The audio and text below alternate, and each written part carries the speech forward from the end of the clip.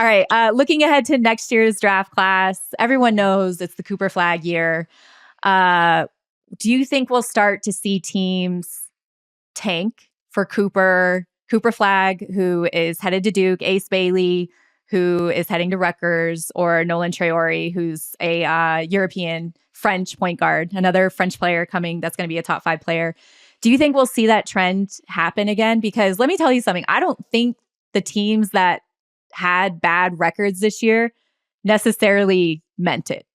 Like, it wasn't like a Victor year. It's not like they know what's coming. Yeah, I don't know if Cooper is on the same level as Victor as far as sure things go, but I mean, he is.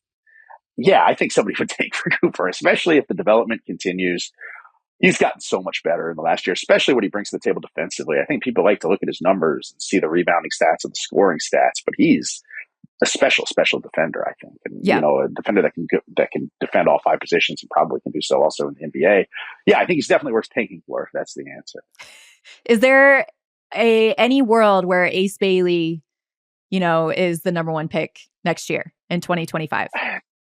I know a lot of people that will tell you, yes, that world exists, but he is another one where the upside is completely off the charts, but we talk a lot about upside and he just hasn't dominated in a way on a big stage against major competition in the way that a number 1 lock would. Now, for stretches, sure, he looked great at the last camp I saw him at when he was in high school, and I can't remember what that was. He played great at McDonald's too.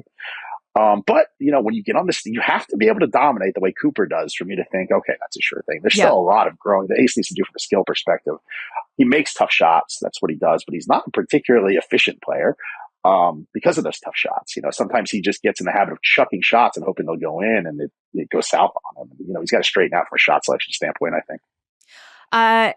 How good will next year's draft class be with not only the one and done talent that we just talked about, but also the returning players? Like we have to remember DJ Wagner is going to get another shot.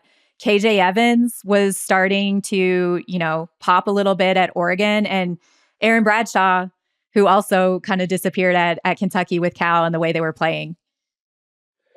I'm not sure about what Bradshaw's future is. I still believe in the other guys you mentioned. I think, here's a podcast exclusive. I'm pretty sure that DJ is going to commit to Arkansas this weekend. That's at least what the buzz seems like. So it'll be interesting to see him give another year to Calipari and see what happens. I think people are expecting a giant step forward. I think he's definitely still an NBA player down the road. It could be a good draft class as far as Americans go. And again, I don't know what's happening over there in Krysten land in Europe, but I think it'll be the best one in a while for the American kids.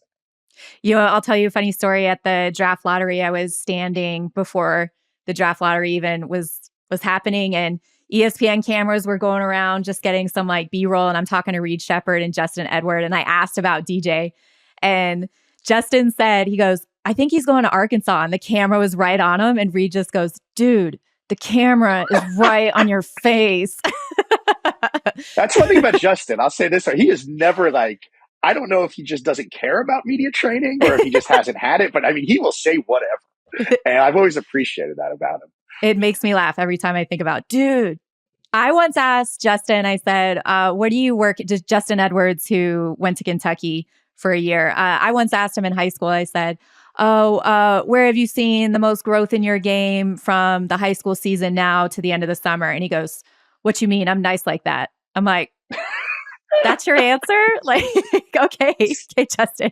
I'll say this. If he does make it in the NBA, people are going to love him. As far as his personality goes, like he has, you want to talk about advertising potential. If he ends up being a good NBA player, forget it, because he's got charisma and he is a confident kid. And I really enjoy talking to him. Yeah, he's like, he's on like Anthony Edwards wave in terms of, you're right. He just says whatever he wants.